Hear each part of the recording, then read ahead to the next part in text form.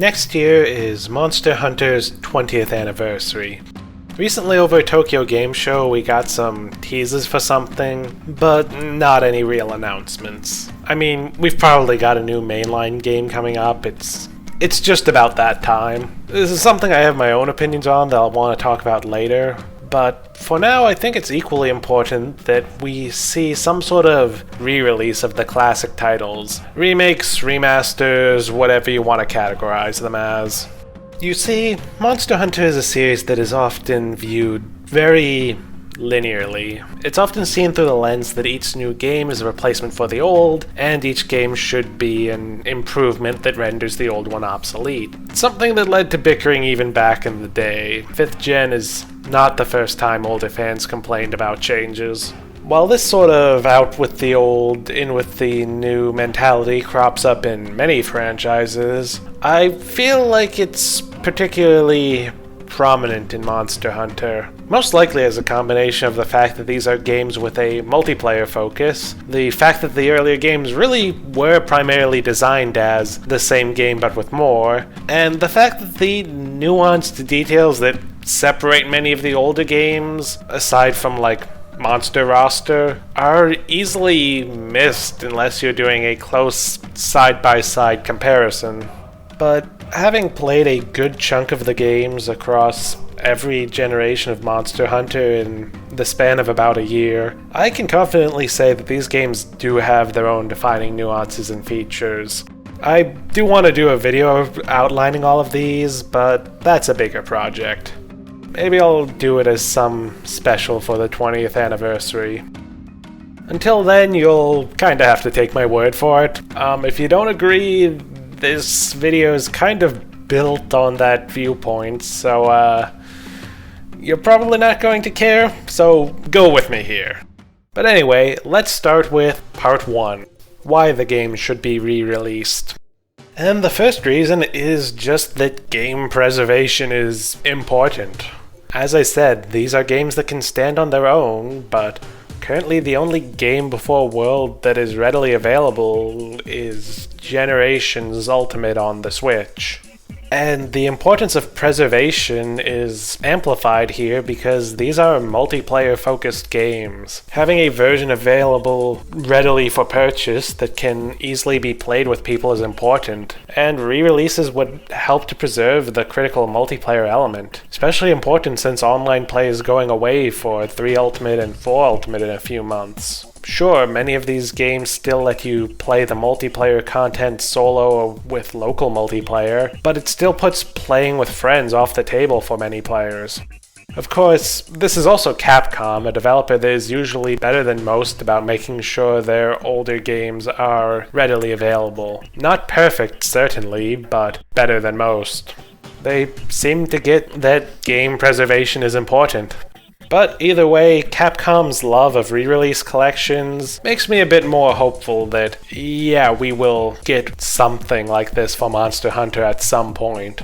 The second reason is to keep older fans as a sort of safety net for the series. Because I kind of doubt there will ever be a Monster Hunter World level success for the series again. This isn't me hating on World or implying any bullshit, but World was a spike. Both Monster Hunter Rise and World's own DLC didn't sell nearly as well as the base game of World. I'd say the reasons for this are a bit complex. Some people might enjoy World, but not enough to become die-hard series fans. Some might have only jumped on the bandwagon to play with friends and just never really been inclined to be that into the series. And some people, yes, might be older fans who felt burned by World and dropped the series. But regardless, it is most likely that World is an outlier. If there's any new normal standard for the series sales, it's more likely to be around the sales of Iceborne or Rise at the most. So while I doubt that modern Monster Hunter will ever lose so many players it can't sustain itself,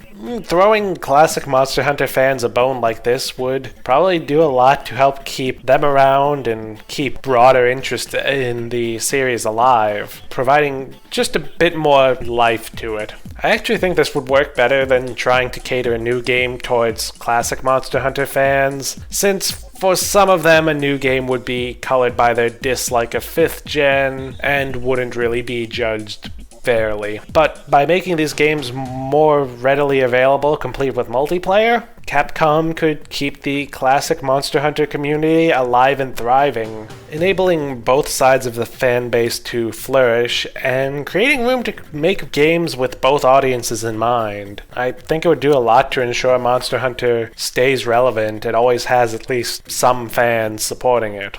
And the last reason these re-releases would be important is to bring in new fans of classic Monster Hunter. I mean, these aren't exactly common, but I believe at least some of that is due to accessibility. After all, especially after the eShop closures, it's really not easy to get into these games. And, of course, even before that, these weren't on consoles that a new fan from Monster Hunter World would necessarily be likely to have. Sure, Generations Ultimate is on Switch, which later got Rise, but that has its own issues. Namely that while I love Generations Ultimate, I think it's one of the worst ways to get into classic Monster Hunter, save for maybe going straight from World to the PS2 original. It is all at once bare bones in things like story and atmosphere, while also being packed to the point of being overwhelming with content and unique features. I mean, it's not really meant to be someone's first Monster Hunter title. It's meant as an anniversary celebration and a love letter to the classic fans, after all. But it unintentionally found its way into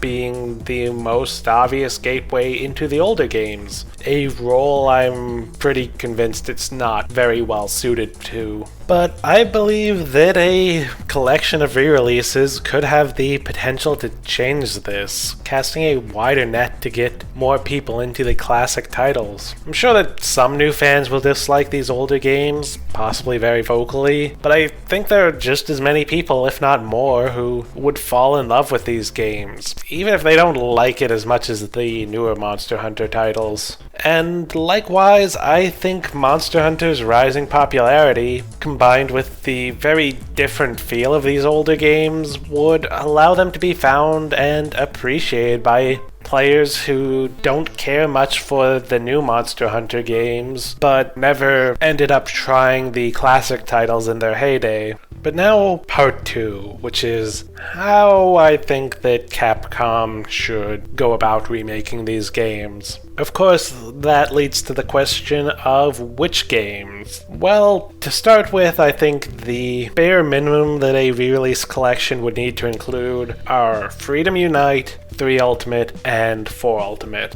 Ideally, we get everything, of course. Obviously, that's the best for preservation. But if that doesn't happen, I think these 3 games probably give us the broadest slice of classic Monster Hunter. Freedom Unite contains basically everything from the first 2 generations. 3 Ultimate gives the most content and only G-rank version of 3rd generation. And 4 Ultimate is simply the updated version of 4 and provides one of the best, most approachable, and most polished experiences in classic Monster Hunter. Also, Generations Ultimate could probably also be on this list. As mentioned earlier, it's actually my favorite in the series, but since it's available on the Switch, it's also the only Monster Hunter game that is currently available, so it's a slightly lower priority. Although with the fact that Nintendo is probably close to their next console, maybe it should be a priority. Of course, we could also potentially see the re-releases start with a smaller selection and see more added as free or paid DLC later on. Honestly, this is probably the best compromise. We get the most variety without hitting players with too many 100-hour games all at once, which would also splinter the multiplayer community. As for the content of the games, I'm a classic Monster Hunter fan, so of course I'm going to favor a pretty purist approach. I think it's important to make minimal changes to the gameplay. If you tried to remake these games to be more like World, you would largely be throwing out the reasons I gave for releasing a collection of these to begin with. The results, most likely, would be a game that only serves to reinforce the idea that the older entries in the series are basically the same, but worse. Such remakes would lack many of World's features and advancements, while also completely gutting the things that appeal to classic fans. And it would also be just a failure of any sort of preservation. To go into some of the specifics and examples, combat is probably the thing that most needs to stay the same, as it is one of the things that classic Monster Hunter fans most hold on to. If you change this, most other things do not matter. You'll create a game that will leave classic fans feeling burned. Compared to modern Monster Hunter, classic combat is much more deliberate and methodical, placing more emphasis on careful positioning and timing than on aggression and reflexes. Both monsters and hunters feel heavy, struggling against the weight of the weapon or their own bodies. Yeah, it's definitely not as broadly appealing, but not a lot else plays anything like this. This also has the side effect of requiring most other aspects to stay as they were. Otherwise, they'll just break the game wide open and make it far too easy. Also, the maps need to stay as separate zones connected by loading screens. I know this seems old and outdated to some people, but hear me out. Rise tried turning 2 classic maps into modern maps, and in my opinion, it was a fucking disaster. I'll throw some examples on screen here. Classic Monster Hunter implied distance between its transitions, often great distance, so the maps didn't need to fit together perfectly. Not to mention that classic Monster Hunter could create a sense of space through wide open vistas. Having one continuous map changes so much that I honestly think the older maps just aren't compatible with this format. Plus, there's issues that not being able to retreat to another zone is the reason that in 5th gen you gained the ability to use items while moving, which had all sorts of other ramifications. And yes, this means I do think you should be rooted while using an item. It's important to how these games play. Being able to move while drinking would be a huge reduction in difficulty. And if you're good enough to actually time it properly, it's actually much quicker than drinking a potion in the 5th gen games. At least I'm pretty sure of that.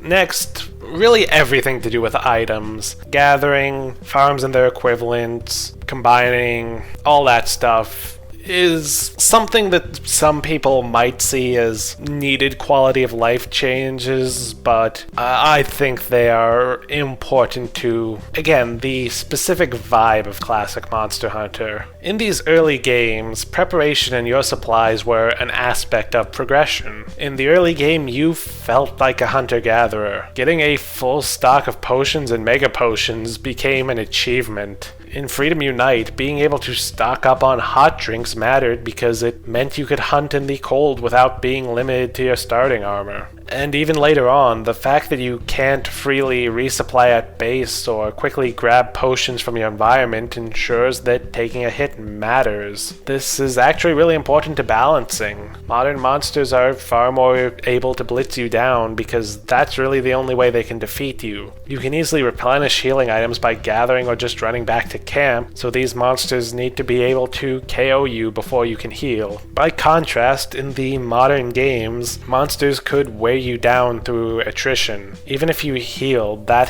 hit you took meant one less hit you could take later, simply because healing was finite. And on a more simple level, I just think that having to deliberately stop and take a few seconds to gather, and probably have to have gone on a dedicated gathering run to free up inventory space, just makes gathering feel more like a thing you do deliberately rather than just a passive thing on the side. Does that even make sense?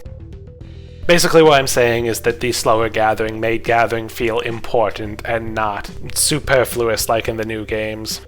Okay, I could go on, and I already kind of have gone on, But these are some of the biggest examples I can think of. I'm probably putting more examples of things I think need to stay as they were on screen right now. I just wanted to focus on a few things that I felt I had something meaningful to say about. But my point here is that these re-releases would need to be faithful. At some point I will probably do a deep dive on every little thing that made classic Monster Hunter special, but that's for another time when I feel like braving the controversy of old versus new Monster Hunter. So, what about the things I think can or even should change? I really do think this should be limited to quality of life changes, and I mean true quality of life changes. I find the term often overused to just refer to perceived minor changes that reduce friction, but often these quality of life changes treat the game as a purely mechanical experience, and they would actually end up detracting from things.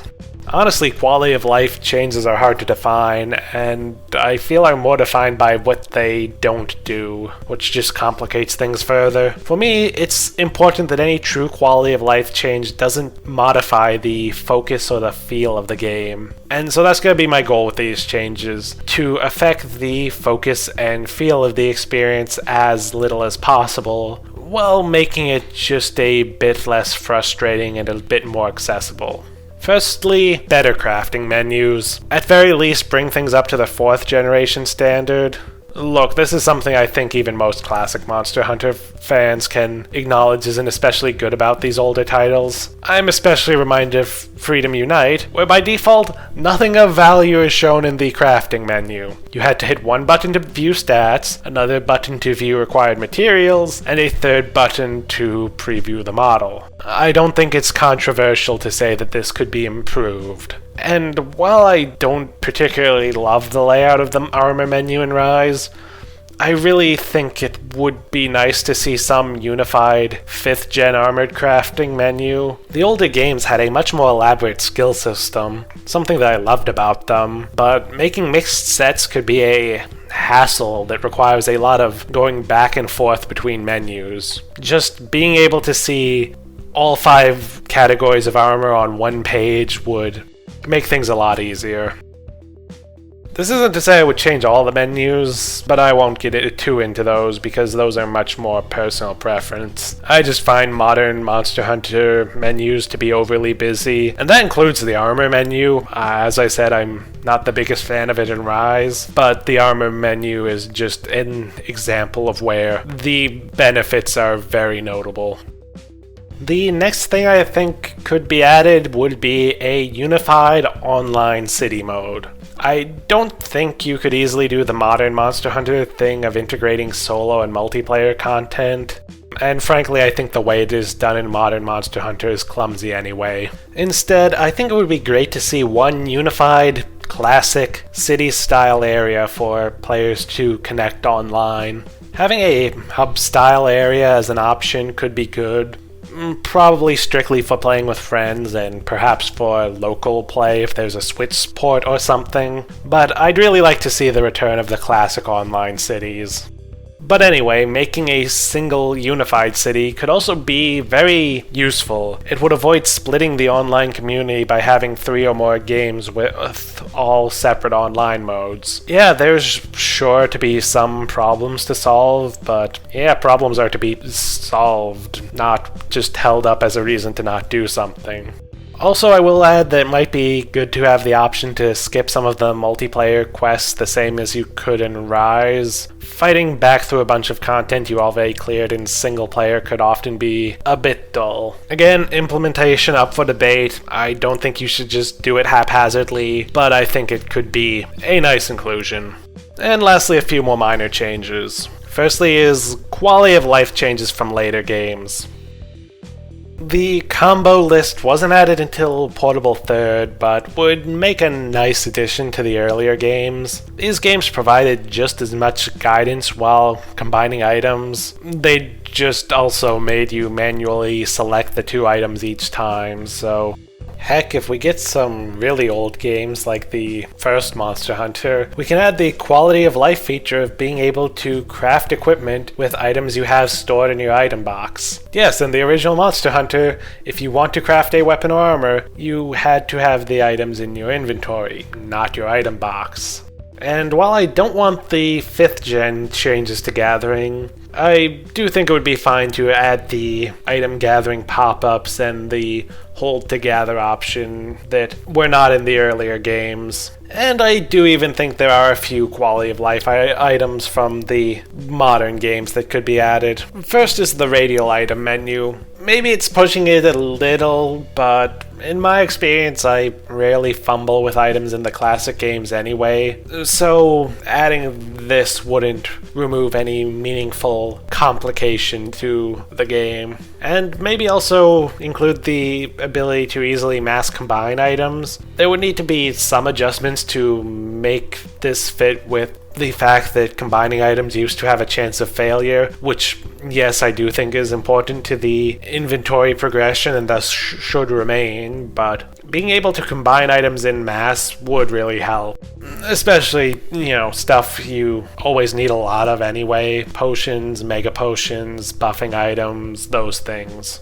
So, with all that said, where does this leave us? Of course, I am a classic Monster Hunter fan at heart, so I'm always going to favor a more faithful approach and just favor having these games around over not. But I wanted to try and provide the best reasons I could that are as close to objective as I can be. It's why I don't go nearly as far into the design stuff as I could. I didn't want it to just be about the things that I want, but about preserving the feel of the game and preventing mechanics that conflict with each other, which I think are the closest things to objective problems that I could point out. And again, I do genuinely believe that trying to make the classic Monster Hunter games play more like World would be a mistake. You'd piss off the old-timer fans like me who want pure remakes, and I genuinely believe the results would be a messy hybrid that doesn't actually appeal to newer fans and just convinces them that the classic games are just worse versions of modern Monster Hunter. Faithful remakes, meanwhile, can do a lot to keep the classic games alive and beloved, keeping older fans invested in the series and creating the potential for new fans of the classics. So, what do you think? What do you think remakes/remasters would need to do and what they absolutely shouldn't do? And, try and keep it civil. Don't turn this into an old versus new flame war, please. I mean, I guess it would be good for engagement. Well, whatever.